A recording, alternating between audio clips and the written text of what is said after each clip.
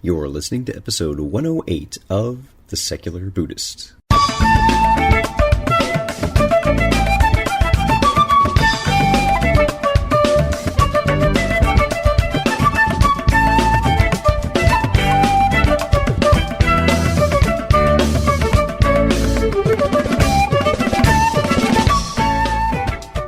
Welcome to The Secular Buddhist. I'm Ted Meissner.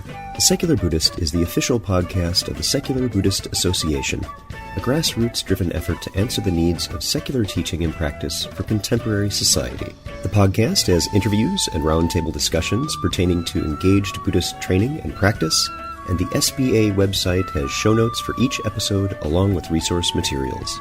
Though the podcast focuses on core practice from a secular viewpoint, more traditional teachings are welcome and openly discussed. George Haas speaks with us today about his call-in mentoring program, Morning Meditation, and the benefits of having a teacher.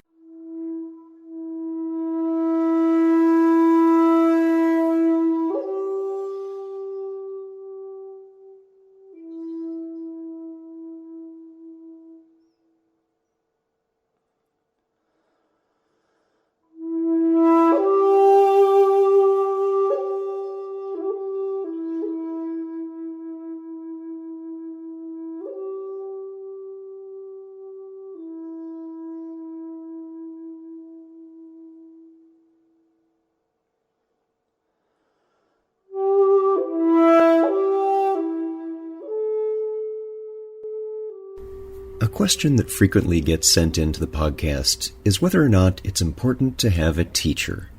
Since the secular approach seems less positively inclined towards institution, doesn't that also include a certain degree of skepticism about the value of guidance? It's a good question. We should bear in mind that though some centers and teachers have been harmful to students, there are also very good centers and very good teachers. We shouldn't throw out the baby with the bathwater, but instead think critically about what our needs are, about how a particular group or person may be able to guide us in our practice. There is no one-size-fits-all when it comes to this very personal, experiential process of development, and we need to exercise as much diligent effort in our search for the right fit of a teacher as we exercise diligence with the practice itself. Modern technologies can help support us in our meditation in ways unavailable to previous generations. There is no longer a barrier, or excuse, to not getting support because of one's geographic limitations. Constraints for finding other like-minded practitioners are as close as one's computer, from the Secular Buddhist Association's weekly practice sessions to the call-in guidance of today's guest. George Haas began his path with a period of lightweight spiritual seeking and heavy-duty drug and alcohol use. In 1978, he began working primarily with concentration to reduce the anxiety of living sober. Moving to Los Angeles from Manhattan in 1992 to work in the film and photography trades, George began sitting Vipassana at Ordinary Dharma in Venice. In 1998, he began studying with his current teacher, Shinzen Yang, and Vipassana Support International, where he is now a senior facilitator. George offers guided meditation via conference call Monday through Saturday mornings and teaches privately via Skype, phone, email, text, and IM, which Los Angeles Magazine included on its Best of LA 2011 list as Best Online Buddhist Meditation. Also note, and my apologies, there's a little bit of hiss on this episode. Sometimes that's what we have to deal with in our recordings. I've removed what I could, but thank you for your patience.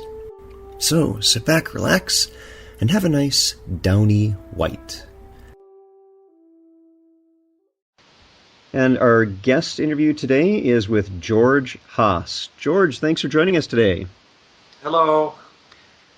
And what I'd like to do is start off, George, if you would, by telling us about your background and how you first encountered meditation and where that led you to where you are today. Well, that's a long story. Take your time. We've got time. I think that, like many of my contemporaries, I encountered meditation, in the 60s, mostly through popular culture. A kid when the Beatles were out, were going off to the East and meeting with the Maharishi, and A lot of my contemporaries were involved in TM, and um, at that time, getting your mantra was like $400, and my parents wouldn't go for it. So I talked some college student into giving me his mantra in a cafe. Worked with that for a while, but it didn't seem to produce the result that I wanted. I think I had an idea that I could be happy doing this, and that didn't seem to uh, actually offer that to me. So off I went onto the road, backpacking in Europe, which I did for a year. And in London, I encountered some people who had um, discovered Ram Dass's Be Here Now book, and I did that in London for a while. And actually, the concentration practices in particular were helpful in reducing the normal day-to-day angst that I. Returning home, I sort of pursued a more instant approach to the reduction of suffering, which actually probably increased the whole thing, which was a kind of drinking and drug taking, sexing, that sort of thing. And I went into a 12-step approach to deal with that in the late 70s, and have been working with that.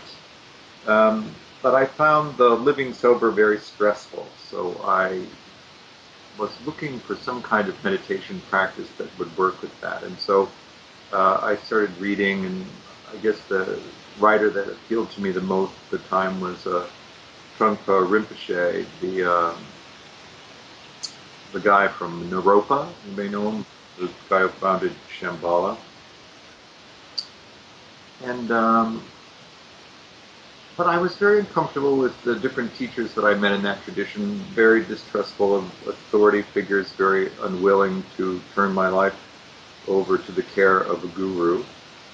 And so when I came out to Los Angeles in '92, I started practicing Vipassana, and that seemed to appeal to me quite a bit more.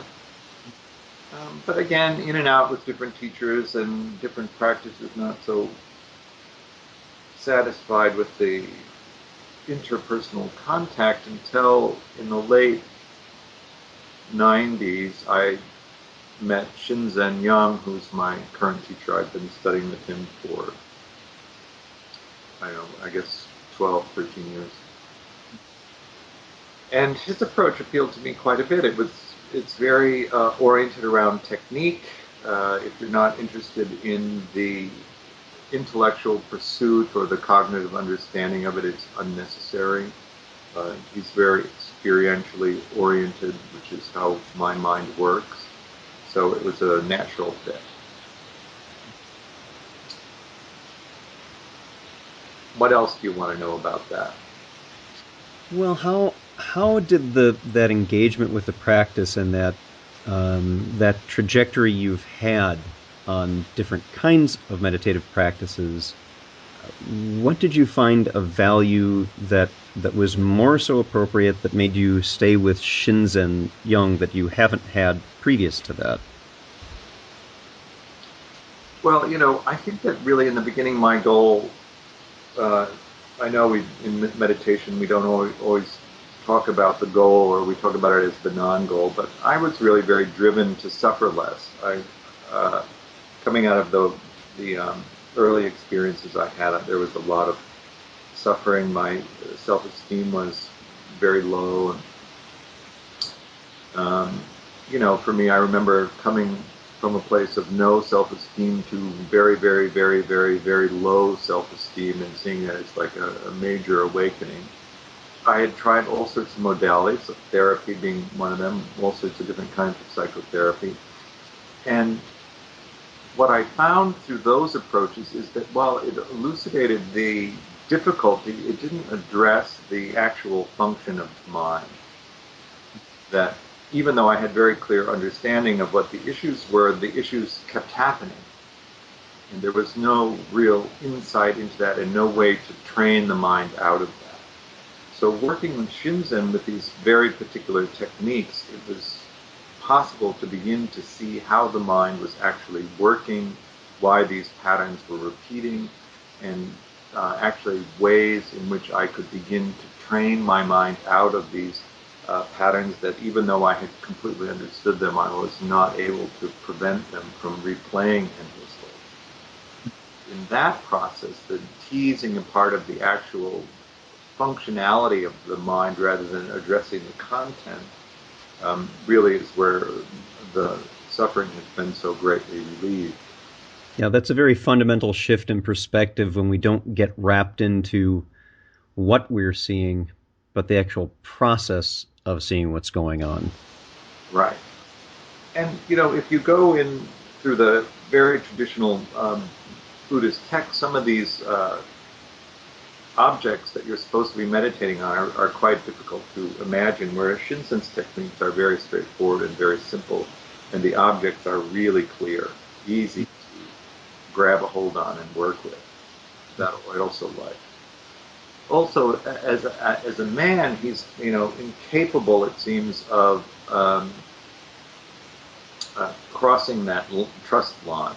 He doesn't engage in that way. So oftentimes with students approaching their teachers, it's an endless sort of seduction that goes on, and he doesn't really respond to that. So he creates an amazingly safe environment to work through a lot of this stuff.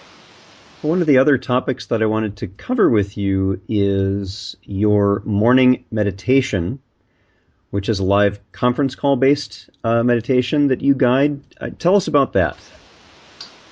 Well, really the issue for me has always been how do you develop a daily practice where you can focus on what you want to do and it actually moves along. In our culture, really, what's happened is we have these very well-known teachers, and they sort of parachute into the community, and they'll do a day long, or you can go off and do a week retreat or a 2-week retreat. But in terms of having routine daily contact with the teacher, where you can ask little questions that come up with your practice, there doesn't really seem to be a mechanism for that. So what tends to happen, people practice really hard, and insight practice, as you're probably aware, can be quite disturbing at times, depending on where you're headed. If you can't get those questions answered and you can't navigate it skillfully, what a lot of people end up doing is backing off on the practice or stopping the practice altogether. Then they go back into the process when it becomes too uncomfortable not to meditate and bang up against the same wall and back off. So what I thought would be useful to get people meditating on a regular basis and also have a place to go where they could get a question answered here or a question answered there, is to have a regular meditation that happens where there's some form to it, so that I, over a period of weeks, will guide through, for instance, Shinsen's techniques, or I'm a big fan of Mahasi Sayadaw, so I'll often work with the insights that he has written about, taking people over a period of weeks through these insight practices in really fine detail, so that it becomes very clear. And then there's always a period of time after the meditations in the morning to ask questions as something comes up. So it creates a dialogue. The morning meditation is divided into 2 sections. There's a concentration and insight practice, and the reason I do it like that rather than what is very often done is simply a straight insight practice is that I find that if you're not going on a lot of retreats, you don't develop enough concentration to actually get into the insight practice, into the subtlety of the practice. So that I start the insight sessions with a 10-minute concentration meditation, just to build enough concentration so that you can really get into your insight practice, and then do 15 minutes of insight. And then 3 days a week I do a metta practice, because I also find that people's regard for themselves and for others is not as kind, perhaps, as it might be. So I really think that half the practice should be the healing of the sense of self, so that you can then abandon it skillfully, if you want to put it that way. But to get to a place where you're actually holding yourself with this deep sense of kindness that prevents a lot of those, prevents a lot of suffering from the voices in the head that tend to use anger, fear, and sadness, shame as a means of regulating mood. How are some different ways that people can get to morning meditation? Well, mostly through the website, which is mettagroup.org, mettagroup.org. Was actually picked by Los Angeles Magazine this year as the best online Buddhist meditation in Los Angeles. And sign up for it, and then you'll get the call information. And then you just call in. It's also recorded, so you can listen to it at any time during the day. A lot of people call in. A lot of people have it podcast, so you can get it on iTunes, set up your podcast, and then it's just in your inbox every morning. You also do one-on-one meditation instruction and mentoring. Tell us about that. My concern here was that I know with my own insight practice that I would get into these places of the insight practice that were very interruptive, I guess is a way to put it. If you get deeply into your insight practice, you're not away on retreat and you still have to wake up in the morning and function. So it's always a balance between how disruptive the practice is going to be with your daily activities. And so having support for that is very helpful. I don't find a lot of places where you can have that ongoing dialogue with teachers so readily. So I thought that this would be a good solution for that. So with one-on-one mentoring, the relationship is that you can reach me at any time you need to, and we can talk about your practice. So that's, all of the technologies that are out there. Instant messaging is my least favorite, but I do it. Yeah.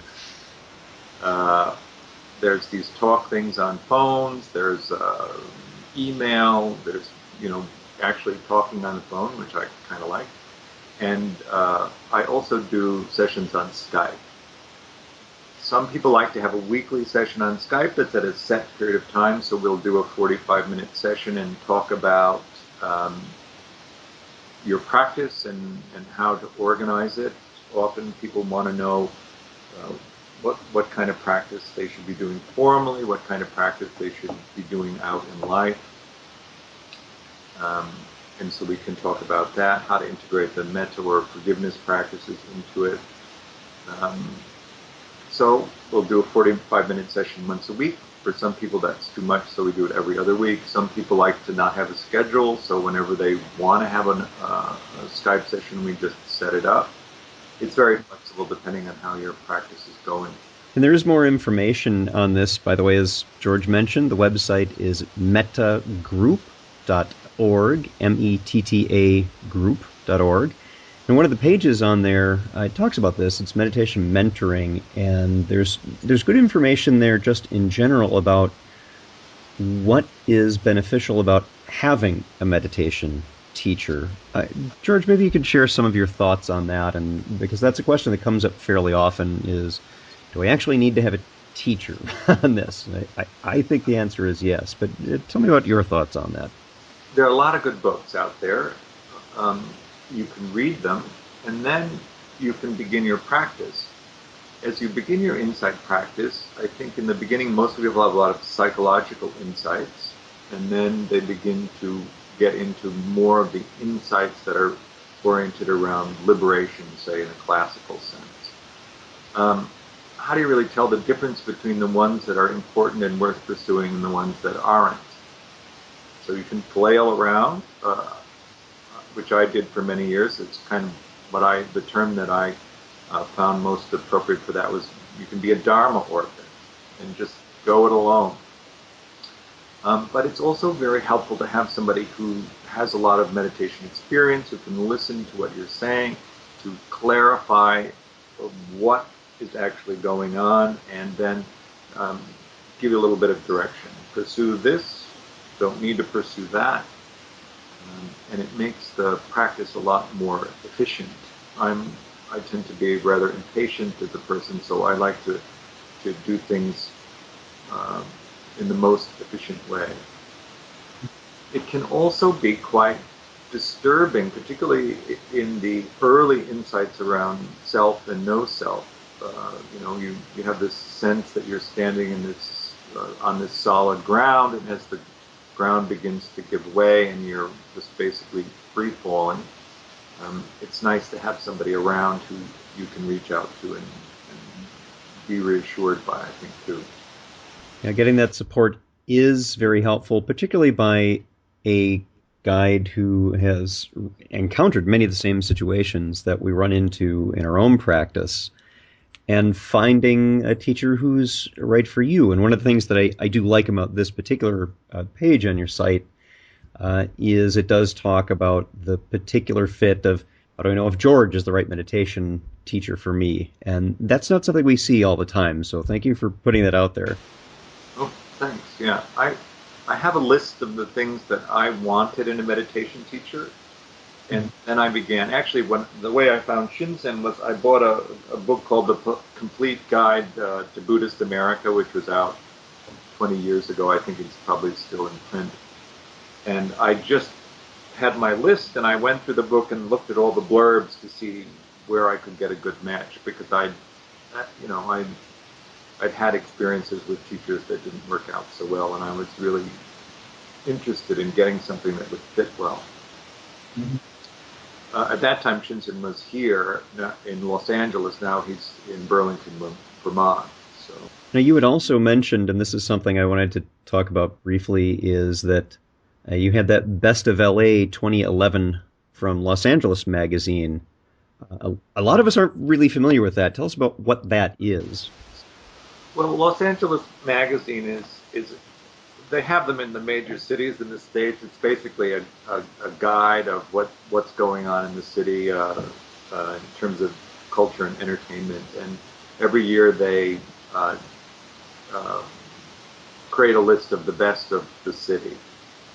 And this year is the first year they wanted to include something about meditation, and so they sent the editors out to explore the different venues for meditation. And what they liked about my approach is that it's using the new technologies, and you can be anywhere and get the meditation. I have people in New York that call in. I work with people, in the Cayman Islands, in Europe,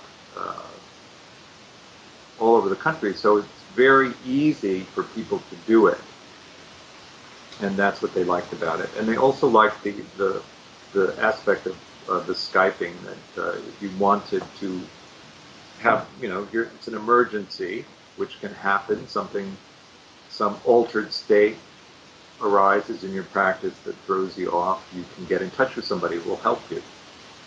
And all of those things they thought were very useful. I actually do brick and mortar classes too. I teach at Against the Stream, a Buddhist Meditation Society. They had attended. I do mindful music events. We sometimes go to the symphony, and I put on these concerts, and they had come to some of those and some of the classes, and I thought that my approach to teaching was unique in that way, and so they gave me this award. That's very nice, and to hear that you're working with the Against the Stream folks. That's Noah Levine's group, and we've had Noah on the podcast before, right? Along with some others in that organization. So thank you for doing that. I know that that's something that, based on your experience, you have a very good perspective on how to help people with that. We actually did a program with the Long Beach Police Department as well in that regard. So it's something that's really in need to find a good approach with. Again, people who've been listening to the podcast, the website, if you'd like to find out more about what George is doing, is metagroup.org. George, thank you so much for being here. Thank you.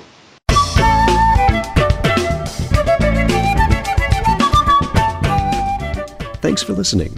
If you'd like to learn more about something you've heard in today's podcast, please come visit the SBA website at secularbuddhism.org, and you'll find an entire webpage devoted to this and every episode. Discussion about this episode can be found on the episode page itself, along with show notes. The music for The Secular Buddhist is used by permission from John Kaizan Neptune's CD, Steps in Time. Additional music is provided courtesy of Monty Levinson of Taihei Shakuhachi and Rodrigo Rodriguez. Their websites are also linked on the SBA site on the About Podcast Music page. Until next time, remember, every moment you have a choice. Make it the best you can. See you next time on The Secular Buddhist.